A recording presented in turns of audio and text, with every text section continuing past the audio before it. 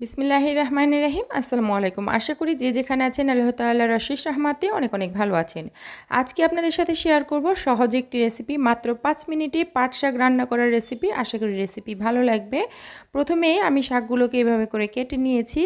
তো কেটে নেওয়ার পর এই শাকগুলোকে খুব ভালোভাবে ধুয়ে নিতে হবে। আর রান্না করার অনেকক্ষণ আগে কিন্তু শাকগুলোকে ধুয়ে পানি ঝরিয়ে রাখতে হবে, তা না হলে শাকগুলো রান্না করা ভালো হবে না।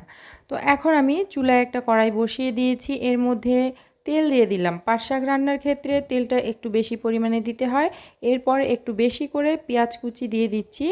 তো এই পাট শাক রান্নার ক্ষেত্রে কিন্তু পেঁয়াজ কুচিটা একটু বেশি করে দিতে হবে, এতে করে শাকটা খেতে ভালো লাগবে। এরপর কাঁচামরিচ কুচি দিয়ে দিয়েছি কয়েক ফালি কাঁচামরিচ দিয়ে তারপরে আমি খুব ভালোভাবে এটাকে নেড়ে চেড়ে নিচ্ছি। হালকা একটু সতে করে নেব। এই পেঁয়াজটাকে কিন্তু ভেজে নরম করে ফেলবো না, অথবা খুব বেশি ভেজে ফেলবো না। অনেকটা ক্রাঞ্চি ভাব রেখে আমি পেঁয়াজটাকে ভেজে নেব। তো কিছুক্ষণ ভাজার পর এর মধ্যে আমি লবণ দিয়ে দিলাম। তো স্বাদ মতো লবণ দিতে হবে। শাকগুলো কিন্তু অনেকটা কমে যায় রান্না করার সময়। তো প্রথমে লবণটা অল্প করে দিয়ে দিতে হবে।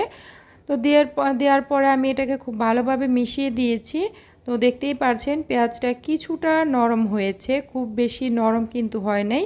এই পর্যায়ে আমি এর মধ্যে দিয়ে দিচ্ছি আগে থেকে ধুয়ে পানি ঝরিয়ে রাখা পাট শাকগুলো যদি সাথে সাথে ধুয়ে রান্না করা হয় তাহলে এই পর্যায়ে কিন্তু অনেকটা পানি উঠে যায়। তো সেক্ষেত্রে শাকগুলো ঝরঝরে হবে না। আমি দিয়ে খুব ভালোভাবে এটাকে মিশিয়ে দিয়েছি। প্রথমে কিছুটা দিয়ে মিশিয়ে দিলাম, এখন বাকিগুলো দিয়ে দিব। তো এই শাকটা দেওয়ার সাথে সাথে কিন্তু অনেকটা কমে যায়, দেখতে পাচ্ছেন। তো আমি বাকি শাকগুলোকেও দিয়ে দিচ্ছি, দিয়ে খুব ভালোভাবে এটাকে নেড়ে চেড়ে নেবো। আর অবশ্যই হাই হিটে রান্না করতে হবে, চুলার আঁচটাকে কমিয়ে রেখে রান্না করলেও কিন্তু শাকটা ভালো হয় না, একদম মানে দলা দলা পাকিয়ে যায়। তো হাই হিটে রান্না করতে হবে আর অনবরত এভাবে করে নাড়িয়ে দিতে হবে, ঝরঝরে করে দিতে হবে। স্প্যাচালার মাথাটা দিয়ে এইভাবে করে ছাড়িয়ে ছাড়িয়ে দিতে হবে। তো হয়তো এই রান্নাটা কিন্তু কম বেশি সবাই পারেন, তবে এক একজন এক একভাবে রান্না করে। আমি একদম সহজ পদ্ধতিটা আপনাদের সাথে শেয়ার করেছি। আমি যেভাবে রান্না করি সেটাই আপনাদের সাথে শেয়ার করলাম। আর এইভাবে রান্না করলে শাকটা খেতে অনেক বেশি মজার হয়, আর এটা একদম ঝটপট হয়ে যায়।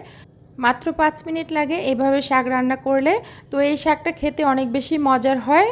আর এইভাবে একবার ট্রাই করে দেখবেন। অনেক নতুন রাঁধুনি আপুরা আছেন, অথবা ব্যাচেলার ভাইয়েরা আছেন যারা নতুন অবস্থাতে রান্না করতে পারেন না, তাদের জন্যই আজকের এই রেসিপিটা। তো এই রেসিপিটা ভালো লাগলে লাইক কমেন্ট শেয়ার করতে ভুলবেন না। এরকম সহজ রেসিপি পেতে চ্যানেলটিকে সাবস্ক্রাইব করে নিয়মিত পাশে থাকবেন। এটা আমার হয়ে গেছে, আমি নামিয়ে গরম গরম পরিবেশন করে নিচ্ছি। আশা করি রেসিপি ভালো লেগেছে। আজকে বিদায় নিয়ে নিচ্ছি। ভালো থাকবেন, সুস্থ থাকবেন। আল্লাহ হাফিজ।